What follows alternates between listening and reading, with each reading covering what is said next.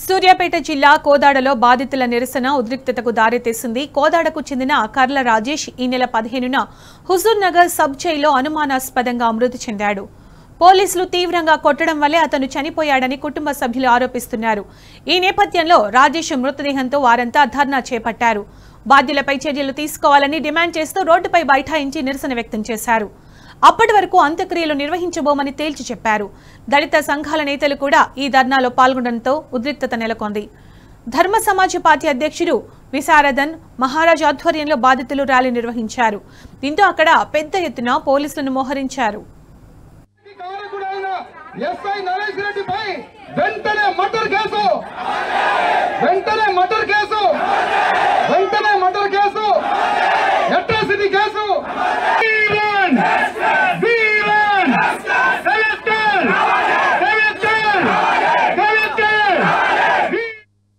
పోలీసుల చిత్రహింసల కారణంగానే ఈ కర్ల రాజేష్ చనిపోయాడనేది మనం అందరూ అభిప్రాయపడుతున్నాం. మరి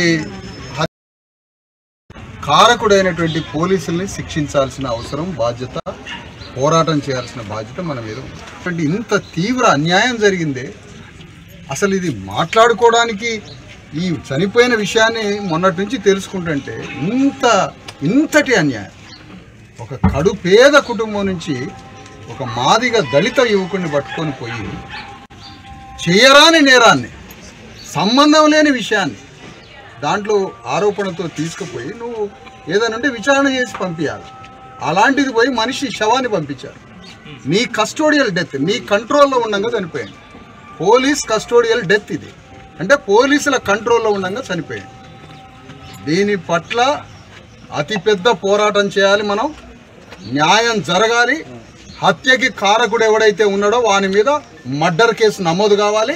కుటుంబానికి ప్రభుత్వం ప్రత్యామ్నాయంగా ఆ కుటుంబాన్ని ఆదుకోవాలి. ఆ కుటుంబానికి కావాల్సిన ఎక్స్గ్రేషియా నష్టపరిహారాన్ని ప్రభుత్వాన్ని డిమాండ్ చేయాలి. మనం ఈ పోరాటం అంతా రూపకల్పన చేయడానికి ఈ పోరాటంలో భాగస్వాములు అయ్యేవాళ్ళు ఎవరైనా పెద్ద మనుషులు, సంఘాలు, మనుషులు, ప్రేమగల్లోడు, పోరాడాలనుకున్నోడు, రేపటి రోజున మన కొంపలో ఈ అన్యాయం జరగొద్దని కోరుకునేటోడు ఎవరన్నా. కోదాడకు చెందిన కర్ల రాజేష్ ఈ నెల 15న హుజూర్ నగర్ సబ్ జైల్లో అనుమానాస్పదంగా మృతి చెందాడు. పోలీసులు తీవ్రంగా కొట్టడం వల్లే అతను చనిపోయాడని కుటుంబ సభ్యులు ఆరోపిస్తున్నారు. దీనికి సంబంధించిన మరింత సమాచారం మా ప్రతినిధి రాము అందిస్తారు. రాము, రాజేష్ మృతికి సంబంధించి అటు కుటుంబ సభ్యులు అలాగే దళిత సంఘాలు ఏమంటున్నాయి? సునీత, 2 రోజులు చేస్తా ఉన్నారు. రాజేష్ సంబంధించిన కుటుంబ సభ్యులందరూ కూడా ఈ రోజు పలు స్వచ్ఛంద సంస్థలు, కుల సంఘాలు కూడా ధర్నాలో పాల్గొన్నాయి. ధర్మ సమాజ్ పార్టీతో పాటు ఎంఆర్పీఎస్, కుల విషయ సంబంధించినటువంటి సంఘాలు కూడా డిఎస్పీ కార్యాలయాన్ని ముట్టడించి నిరసన కార్యక్రమం దిగడం జరిగింది. పోలీస్ కస్టడీలోనే రాజేష్ చనిపోయాడు. పోలీసుల నిర్లక్ష్యం చేస్తా ఉన్నారు. ప్రధానంగా చిలుకూరు పోలీస్ స్టేషన్ సంబంధించినటువంటి పోలీసుల పైన తీవ్రంగా ఆగ్రహం వ్యక్తం చేస్తా ఉన్నారు. ఈ నెల 10న ఒక చిన్న సీఎం రిలీఫ్ సంబంధించినటువంటి చెక్కుల వ్యవహారంలో రాజేష్ ని అరెస్ట్ చేసి తీసుకెళ్లి 3 రోజుల పాటు స్టేషన్ లో ఉంచి విచక్షణ రహితంగా అతన్ని కొట్టి తీవ్రంగా గాయపరిచారు. పోలీసులు కొట్టడంతోనే చనిపోయారని కూడా కుటుంబ సభ్యులైతే ఆరోపణ చేస్తా ఉన్నారు. అక్కడి నుంచి హుజూర్ నగర్ సబ్ జైలు తరలించిన తర్వాత జైల్లో కూడా అతని ఆరోగ్యం ఖరాబ్ అయితే జైలు అధికారులు పట్టించుకోలేదు, అక్కడ ఉన్నటువంటి పోలీసులు పట్టించుకోలేదు. కారణంగానే రాజేష్ ఆ రక్తం సంబంధించినటువంటి వాంతులై చనిపోయాడంటూ కూడా కుటుంబ సభ్యులైతే చెప్తా ఉన్నారు. పోలీసుల వెర్షన్ మాత్రం వేరే విధంగా ఉంది. అతనికి శ్వాసకోశ సంబంధించినటువంటి వ్యాధి, అదేవిధంగా మూర్ఛకు సంబంధించినటువంటి వ్యాధి ఉన్న కారణంగా అతను చనిపోయాడు. డాక్టర్ల పర్యవేక్షణలోనే మేము వైద్యం చేశాం, హైదరాబాద్ కూడా తరలించాం, మార్గ మధ్య నుండి చనిపోయాడని పోలీసులు చెప్తా ఉన్నారు. ఇరు వర్గాల మధ్య వాదనలు ఉన్నప్పుడు కూడా రాజేష్ సంబంధించినటువంటి అంత్యక్రియలు మాత్రం జరగకుండా కుటుంబ సభ్యులు కన్నీరు మున్నీరుగా పిలిపిస్తా ఉన్నారు. ఖచ్చితంగా రాజేష్ సంబంధించిన కుటుంబానికి న్యాయం చేయాలి, ఒక ప్రభుత్వ ఉద్యోగం అందించడంతో పాటు 50 లక్షల రూపాయల పరిహారం అందించాలని కూడా వాళ్ళు డిమాండ్ చేస్తూ ఉన్నారు. ప్రధానంగా మంత్రి ఉత్తమ్ కుమార్ రెడ్డి సొంత ఏరియా, అక్కడి నుంచే గెలిచారు. ఇంత జరుగుతున్న పోటుగా ఇంత పెద్దన దళిత కుటుంబానికి అన్యాయం జరిగి కుటుంబ సభ్యులందరూ కన్నీరు ముందుగా విలిపిస్తా ఉంటే 2 రోజులుగా అంత్యక్రియలు చేయకుండా ఆందోళన చేస్తా ఉంటే ఉత్తమ్ కుమార్ రెడ్డి మాత్రం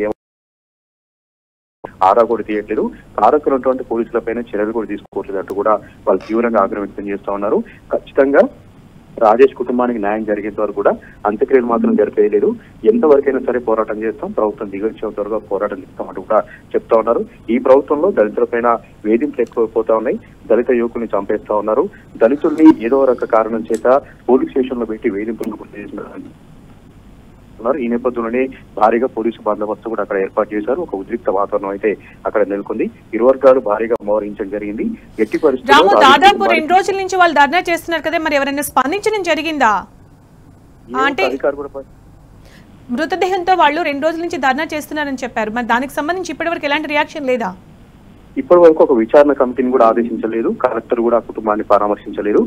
నేరుగా అయితే విచారణ కమిటీని ఆదేశించి లోతుగా విచారణ చేయాలి, బాధ్యులపైన చర్యలు తీసుకోవాలని వాళ్ళు నిన్నటి నుంచి కూడా డిమాండ్ చేస్తున్నారు. పోలీస్ కస్టడీలోనే రాజేష్ చనిపోయాడు కాబట్టి పోలీసులదే బాధ్యత ఉంటుంది. అక్కడ వైద్యం చేయించాల్సినటువంటి బాధ్యత కూడా పోలీసులదే ఉంటుంది. కానీ ఎలాంటి వైద్యం చేయించకుండా, ఎలాంటి పట్టించుకోకుండా అతను అలా వదిలేయడంతోనే రక్తం సంబంధించినటువంటి వాంతులు అవ్వడం, అదేవిధంగా శ్వాసకు సంబంధించినటువంటి ఇబ్బందితో అతను చనిపోయాడు. పోలీసులు కూడా తీవ్రంగా గాయపరిచారని కూడా కుటుంబ సభ్యులైతే ఆరోపణ చేస్తా ఉన్నారు. ఈ ఘటన పట్ల ఉత్తమ్ కుమార్ రెడ్డి కల్పించుకొని విచారణ కమిటీని ఆదేశించి రాజేష్ మృతికి కారణాలు వెలికి తీయాలి, పోలీసులు నిజంగా కొట్టినట్టయితే పోలీసు అధికారులను సస్పెండ్ చేయాలని కూడా వాళ్ళు డిమాండ్ చేస్తున్నారు. దాంతో పాటు కుటుంబ సభ్యులకు న్యాయం చేయాలి. అతనికి 3 సోదరిమణులు ఉన్నారు.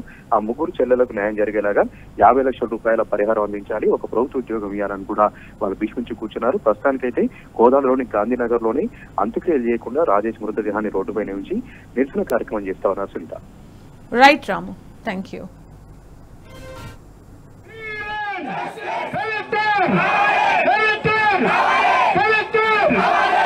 న్యాయం జరగాలి. ఎవడైతే వాని మీద మర్డర్ కేసు నమోదు కావాలి, అట్రాసిటీ కేసు నమోదు కావాలి. ఈ పోరాటంలో ఒక తల్లిగా, చనిపోయిన బాధితుడి తల్లిగా మా పోరాటం వైపు నువ్వు ఉంటావా? చేయలేవు.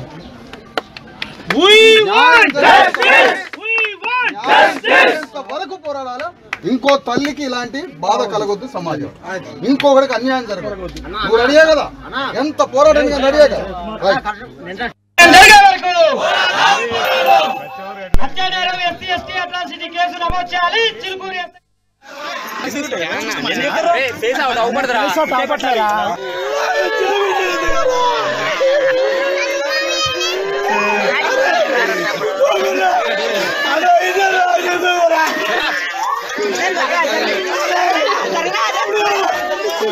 Terminado.